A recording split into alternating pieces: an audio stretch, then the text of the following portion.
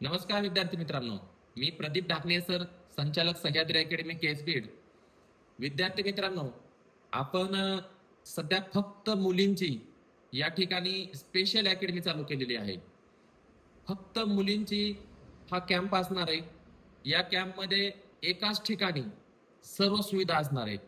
म्हणजे एकाच कॅम्पसमध्ये राहण्याची सुविधा असणार आहे, तिथंच जेवणाची सुविधा असणार आहे, तिथंच क्लास असणार आहे, त्याच ठिकाणी अभ्यासिका असणार आहे, ग्राउंड त्याच ठिकाणी असणार आहे. सर्व एकाच कॅम्पसमध्ये आपण ही बॅच सुरू करतोय. विद्यार्थी मित्रांनो, लक्ष द्या.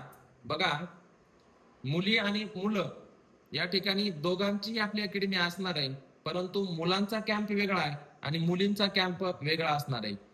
मुलींचं ग्राउंड जे असणार आहे ते वेगळ्या ठिकाणी, त्यांचे क्लास वेगळ्या ठिकाणी वेगळ्या कॅम्पसमध्ये, आणि मुलांचं वेगळ्या कॅम्पसमध्ये असणार आहे.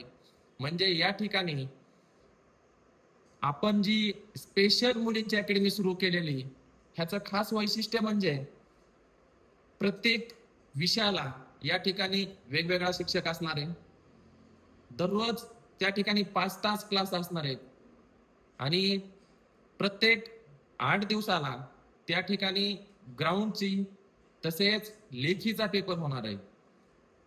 खूप चांगल्या पद्धतीने या ठिकाणी तुम्हाला एकाच कॅम्पसमध्ये पूर्ण सुविधा भेटणार आहे. सर्व जे ग्राउंड, राहण्याची व्यवस्था असणार आहे ही अकॅडमीच्या मालकीची असणार आहे.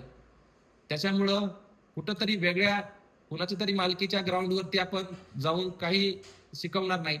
आपल्याच कॅम्पसमध्ये एकाच ठिकाणी सर्व सुविधा या ठिकाणी आपण मुलींसाठी प्रोव्हाइड करतोय. तर नवीन बॅच या ठिकाणी आपली लवकरच सुरू होते. त्याचे ऍडमिशन आतापासूनच चालू झालेले आहेत मित्रांनो. तर तुम्हाला या ठिकाणी आपल्या कॅम्पसमध्ये ऍडमिशन घ्यायचं असेल स्पेशल मुलींच्या अकॅडमीमध्ये, तर कृपया आपण या ठिकाणी लवकरात लवकर यायचंय, संपर्क करायचा आहे खाली दिलेल्या नंबरवरती आणि भेटायचंय. ठीक आहे. आपली येणारी बॅच ही 25 एप्रिल पासून मुलींची चालू होते. स्पेशल मुलींची अकॅडमी महाराष्ट्रात एकमेव अशी अकॅडमी आपली असणार आहे की जिथं फक्त स्पेशल मुलींची अकॅडमी असणार आहे.